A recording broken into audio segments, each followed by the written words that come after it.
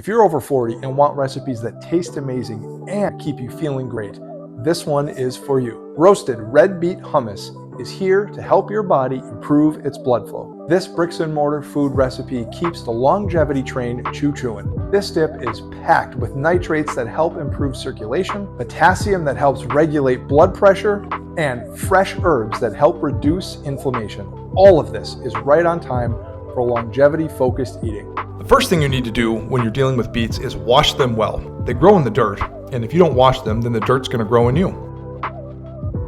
After a quick wash, I'm going to wrap them in foil along with some garlic and roast them in the oven at 400 degrees for about 45 minutes. And then once they're done, I'm going to let them cool. The beets might still feel firm after the roast. Just give them a few minutes and they'll soften up to fork tender.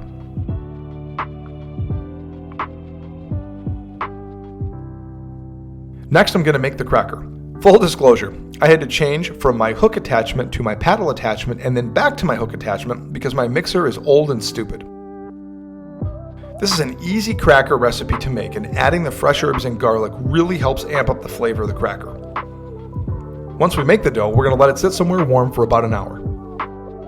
I love making this herb mixture. It's full of a ton of fresh herbs, healthy nuts, honey, and some really good citrus. It's going to be a wonderful garnish on top of this hummus. You really can't go wrong with fresh herbs. They are just packed with antioxidants that help you age in reverse.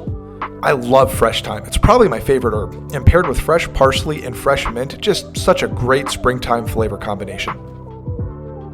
Next, it's time to roll out our dough into very thin sheets. I divided the dough into 4 roughly equal pieces to make it a little bit easier to work with.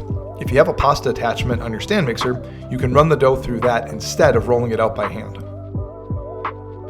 An important step is to dock the dough or poke holes in it with a fork over and over before putting it in the oven. The crackers will take about 30 minutes in a 350 degree oven. Once the beets are cool, I'm going to peel and chop them, and then it's time to build our hummus. Of course, the chickpeas are the foundation. The red beets from before, garlic, tahini, ground turmeric, ground ginger, along with some lemon juice, a good pinch of salt, and streaming in some oil and some ice cold water to help it smooth out. You can also do this in a blender. Just be prepared to add in a little extra water if it's too THICC thick. This is a great appetizer to share with friends or not to share. The crackers and herb garnish will last a couple of days, and the hummus will last about a week in the fridge. This recipe is all about helping improve blood flow on the way to eating for longevity.